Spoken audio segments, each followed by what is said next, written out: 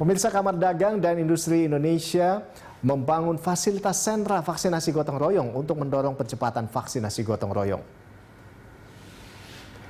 Ketua Umum Kadin Indonesia, Rosan Roslani, mengatakan sentra vaksinasi gotong royong ini membantu perusahaan-perusahaan yang tidak memiliki kerjasama dengan fasilitas layanan kesehatan, terutama UMKM di Jakarta, untuk dapat menggunakan layanan kesehatan sentra vaksinasi gotong royong. Kadin Vaksin Center yang berada di Senayan Park Mall dapat melakukan vaksinasi minimal 500 orang hingga maksimal 1.000 orang per hari. Rosan menambahkan pihaknya membuka sentra vaksinasi gotong royong untuk memudahkan pelaksanaan vaksinasi bagi peserta program vaksin gotong royong yang diperuntukkan bagi kalangan swasta, khususnya usaha menengah dan kecil. Hingga saat ini Kadin telah menghimpun lebih dari 22.000 badan usaha yang mendaftar terhitung sejak akhir Januari.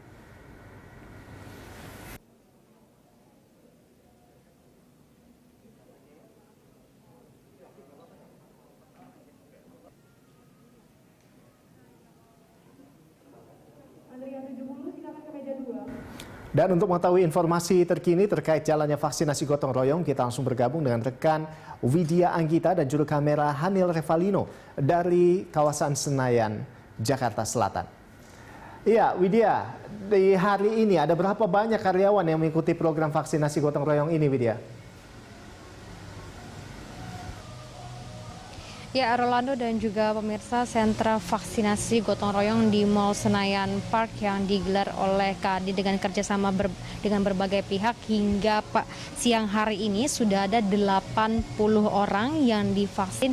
Itu artinya sejak 18 hingga 21 Mei ini dari 59 perusahaan yang terdaftar itu sudah ada 800 orang yang divaksin menggunakan vaksin Sinovac. Dan memang penyelenggaraan sentra vaksinasi pada hari ini membantu perusahaan-perusahaan yang tidak memiliki fasilitas layanan kesehatan, terutama juga UMKM. Dan yang tujuan dari penyelenggaraan vaksinasi pada hari ini juga untuk mendorong percepatan vaksinasi yang ditargetkan oleh pemerintah, yaitu 1 juta vaksin per harinya. Dan adapun yang perusahaan yang hari ini divaksin adalah mayoritas atau sebagian besar dari sektor-sektor manufaktur, dan tentunya dari penyelenggaraan pada hari ini juga Kadin bekerjasama dengan Siloam Hospital dan juga Lipo Malls. Rolando. Nomor antrian 100. Berapa banyak pekerja yang akan divaksinasi dan bagaimana mekanisme atau cara perusahaan akan mendaftarkan karyawannya untuk program vaksinasi gotong royong ini?